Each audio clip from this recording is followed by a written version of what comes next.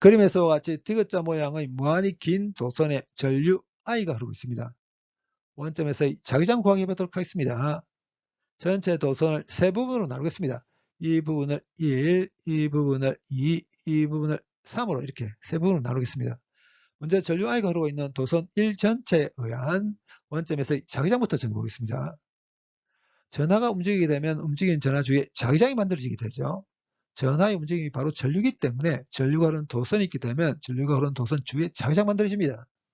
도선에 전류가 흐를 경우 도선의 어느 부분을 선택한다 하더라도 움직이는 전하가 있게 되죠. 그렇기 때문에 전류가 흐르는 도선 전체에 의한 특정 한 점에서 자기장을 구하기 위해서 제일 먼저 해야 될 게 뭐냐면 전류가 흐르는 도선을 아주 작은 길이들로 이렇게 나눠야 됩니다. 그런 다음에 특정한 한 부분 선택하겠습니다. 이 선택한 부분으로부터 자기장을 정하고 싶은 원점까지 위치 벡터 이렇게 되죠. 이 위치 벡터와 방향은 같지만 크기가 2인 위치 단위 벡터를 이렇게 표기하도록 하겠습니다. 그리고 선택한 부분만 생각한다면 선택한 부분만에 의한 원점에서의 자기장은 전체 자기장 일부의 자기장일 겁니다. 그 자기장을 이렇게 dB로 표기하겠습니다. 이 자기장은 4파이분의 뮤제로에 전류를 곱한 다음에 선택한 부분의 미소 길이 벡터와 위치 단위 벡터 곱을 한 다음에 선택한 부분으로부터 자기장을 정하고 싶은 점까지 그리 제곱으로 나누면 됩니다.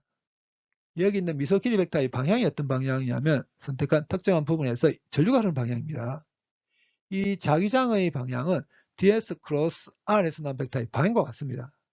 그렇기 때문에 선택한 부분에 흐르는 전류에 의한 원점에서 자기장 방향을 정하기 위해서 오른손을 펴니다. 오른손을 펴서 오른손의 엄지손가락을 제한 나머지 네 손가락을 ds 방향, 그러니까 전류가 흐르는 방향을 향하도록 놓고 손바닥은 이 위치 단위 벡터를 향하게 합니다. 그런 다음에 오른손 엄지손가락을 제한 나머지 네 손가락을 감쌌을 때 엄지손가락이 향하는 방향이 ds 크로스 r에서 나온 벡터의 방향입니다. 그러니까 화면에 대해서 수직하게 튀어나오는 방향이죠. 이 말은 선택한 이 부분에 흐르는 전류에 의한 원점에서의 자기장 방향, 화면에 대해서 수직하게 튀어나오는 방향이라는 걸 뜻합니다. 도선 1을 아주 작은 부분들로 나눴을 때 어느 부분을 선택한다 하더라도 전류와 위치 단위 벡터 사이가 다 이런 식입니다. 이 말은 도선 1을 아주 작은 부분들로 나눴을 때 어느 부분을 선택한다 하더라도 원점에서의 자기장 방향은 화면에 대해서 수직하게 튀어나오는 방향이라는 걸 뜻합니다. 그렇다면 전류 I가 흐르고 있는 도선 1 전체에 의한 자기장도 화면에 대해서 수직하게 튀어나온 방향이겠죠. 자기장 방향 정했습니다. 이제 자기장 크기만 정하면 됩니다. 여기 있는 ds 크로스 r에서 나온 벡터의 크기를 이렇게 쓸 수 있거든요. 단위 벡터의 크기 1이죠. 그리고 여기 있는 θ가 어떤 각이냐면 ds와 위치 단위 벡터 사이 각, 그러니까 이 각이 θ입니다.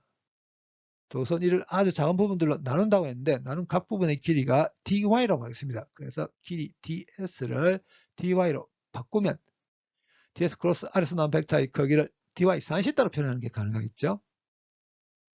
자기장 크기만 정하면 된다고 했습니다. 그래서 이 녀석의 크기를 이렇게 쓰겠습니다. ds 크로스 r에서 나온 벡터의 크기를 dy sinθ로 표기하는 게 가능하다고 했습니다. 그래서 이렇게 쓸 수 있습니다. 여기 있는 이 r이 이 길이죠. 이게 y고 이게 a거든요. 그러면 r은 루트 y 제곱 곱하기 a 제곱이겠죠. 근데 여기 r 제곱이 있으니까 이렇게 되게 될 겁니다. 그리고 sin θ r분의 a죠. 이 녀석을 정리하게 되면 이렇게 되게 되거든요. 도선 1을 아주 작은 부분들로 나눠서 각 부분들에 의한 원점에서의 자기장을 구해서 그 자기장을 y 이꼴 d에서 y 이꼴 무한대까지 싹 다 더해버리면 적분하게 되면 도선 1에 흐르는 전류에 의한 원점에서의 자기장 크기를 구할 수 있습니다. 그 자기장 크기를 B1이라고 하겠습니다. 이 적분에서 Y와 상관없는 것들 적분 비용 바깥으로 빼내겠습니다. 그럼 이렇게 되거든요. 이 녀석을 적분하게 되면 이렇게 됩니다. 여기서 A 하나를 없애버릴 수 있습니다. 그리고 이 부분에서 분모와 분자를 Y로 나누겠습니다. 분자 1 되게 되겠죠. 분모가 이렇게 되거든요. Y분의 1이 루트 안으로 들어가면서 Y 제곱분의 1이 되죠. 그래서 정리를 하게 되면 이렇게 됩니다. y가 무한대일 때 이 녀석이 0되죠. 그래서 1분의 1 됩니다. 그 다음에 y가 d일 때는 이렇게 되겠습니다. 여기서 d제곱분의 1을 루트 바깥으로 빼내겠습니다. 그러면 d분의 1로 나오게 되죠. 그런 다음에 정리를 하게 되면 이렇게 됩니다. 전류 I가 흐르고 있는 도선 1 전체에 의한 원점에서의 자기장 크기 이렇게 되고 방향은 화면에 대해서 수직하게 튀어나온 방향입니다. 이제 전류 I가 흐르고 있는 도선 3 전체에 의한 원점에서의 자기장을 구해도 이 녀석과 크기가 똑같게 나옵니다. 그리고 방향, 화면에 대해서 수직하게 튀어나온 방향입니다. 그래서 비환과 비슷하게 같습니다. 이제는 전류가 흐르고 있는 도선 2에 의한 원점에서의 자기장 구하게 해보도록 하겠습니다. 구하는 과정은 비슷합니다. 도선 2를 아주 작은 부분들로 이렇게 나눕니다. 그런 다음에 특정한 부분 선택하겠습니다. 이 부분에 의한 원점에서의 자기장은 여전히 이렇게 쓸 수 있습니다.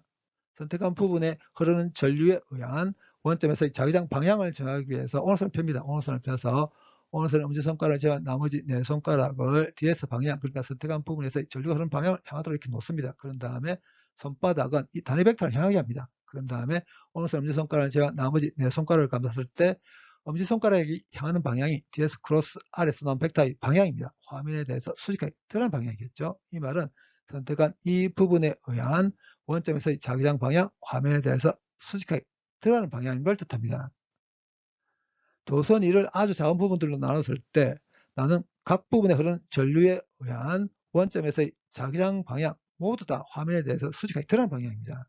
그렇기 때문에 전류가 흐르고 있는 도선 2 전체에 의한 원점에서의 자기장 방향, 화면에 대해서 수직하게 드러나는 방향이겠죠. 자기장 방향 정했습니다. 이제 자기장 크기만 정하면 됩니다. DS 크로스 아래서 나온 벡터의 크기를 이렇게 쓸 수 있다고 했습니다. 이 녀석의 크기 1이죠. 그리고 여기 있는 각 C다가 어떤 각이냐면 이 각이 C다입니다. 도선 1을 아주 작은 부분들로 나눈다고 했는데 나눈 각 부분의 길이가 dx라고 하겠습니다. 그러면 길이 ds를 dx로 바꿔버리게 되면 ds 크로스 아래서 나온 벡터의 크기를 dx sin C다로 쓸 수 있습니다. 이 녀석의 크기, 이 녀석은 ds 크로스 아래서 나온 벡터의 크기를 dx sin C다로 바꾸는 게 가능하다고 했기 때문에 이렇게 되겠죠. 여기 있는 이 r이라는 길이는 어떤 길이냐면 이 길이죠. 이 길이가 x고 이 길이가 d입니다. 그러면 r은 루트 x제곱 보통이 d제곱이겠죠. 근데 r 제곱하게 되니까 이렇게 됩니다. 그리고 sin C다 r분의 d입니다. 이 녀석을 정리하게 되면 이렇게 되거든요. 도선 1을 아주 작은 부분들로 나눴을 때 각 부분들에 의한 원점에서의 자기장 크기를 마이너스 a에서 a까지 싹 다 더해버리면 적분하게 되면 전류가 흐르고 있는 도선 2에 의한 원점에서의 자기장 크기 정할 수 있습니다. 그 자기장 크기를 B2라고 하겠습니다. 이 적분에서 x와 상관없는 것들 적분 기호 바깥으로 빼내버리겠습니다. 그럼 이렇게 되게 되거든요. 이 녀석을 적분하게 되면 이렇게 됩니다. 여기서 d를 하나 없애버릴 수 있죠. a와 마이너스 a를 대입해서 정리하게 되면 이렇게 됩니다. 여기서 약분하면 이렇게 됩니다. 전류가 흐르고 있는 도선 2 전체에 의한 원점에서의 자기장 크기는 이렇게 되고 방향은 화면에 대해서 수직하게 드러나는 방향입니다. 도선 1과 2, 3 세 부분에 의한 원점에서의 자기장 크기와 방향 정했습니다. 화면에 대해서 수직하게 튀어나온 방향을 플러스 방향으로 선택을 해서 세 부분에 의한 자기장을 방향까지 생각해서 다 더해버리겠습니다. B1과 B3 같다고 했었죠. 그래서 이렇게 바꿀 수 있습니다. B1, B2 대입합니다. 그러면 이렇게 되게 되거든요. 약간 귀찮은 과정을 거쳐서 정리하면 이렇게 됩니다. 이 녀석이 이 녀석보다 더 크죠. 그래서 순서 바꾸겠습니다. 이렇게 됩니다. 디귿자 모양의 무한히 긴 도선에 전류 I가 흐르고 있을 경우에 원점에서의 자기장 크기는 이렇게 되게 되고 방향은 화면에 대해서 수직하게 드러나는 방향입니다. 그러니까 마이너스 Z 방향입니다.